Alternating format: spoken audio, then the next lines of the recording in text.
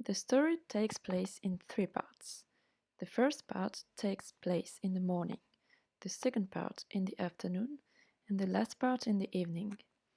In each of these parts, the environment will slowly degrade, thus representing the state of mind of the character Robert.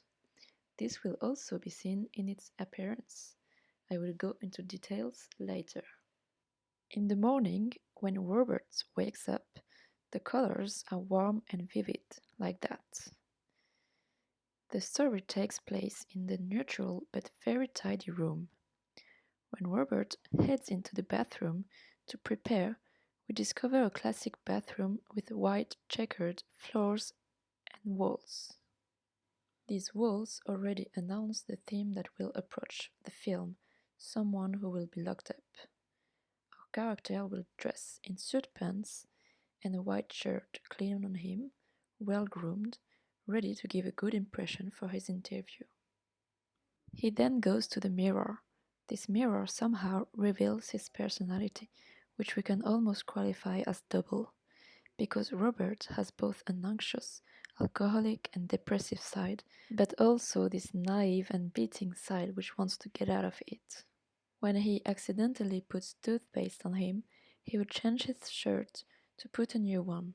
It will now be darker, navy blue, and will represent his first nervousness and therefore the beginning of his mood change. Then several important objects appear on the screen.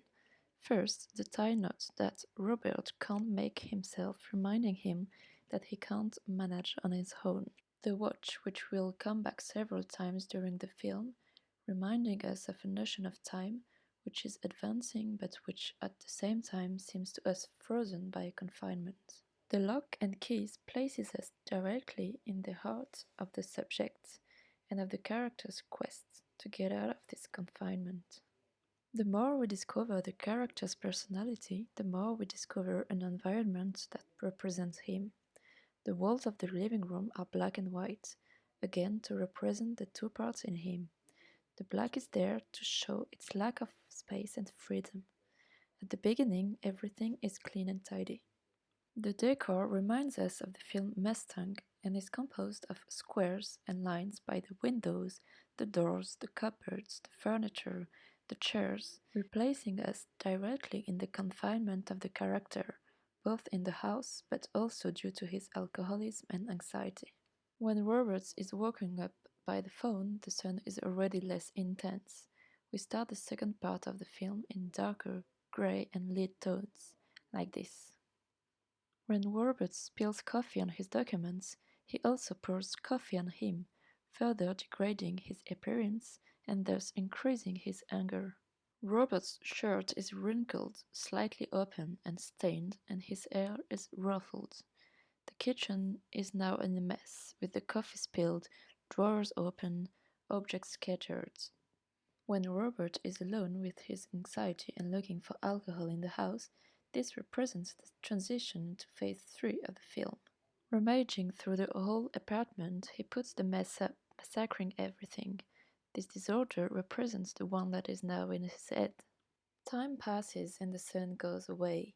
The apartment is immersed in a dark atmosphere with colors like this. When he realizes that his quest for alcohol is pointless, he is in the frame of the window. When he finds himself in the bathroom and he takes the bottle of alcohol, we find him again facing the mirror, and it is through this mirror that we can watch him kill himself. It's finally his destructive personality that made him drink that alcohol.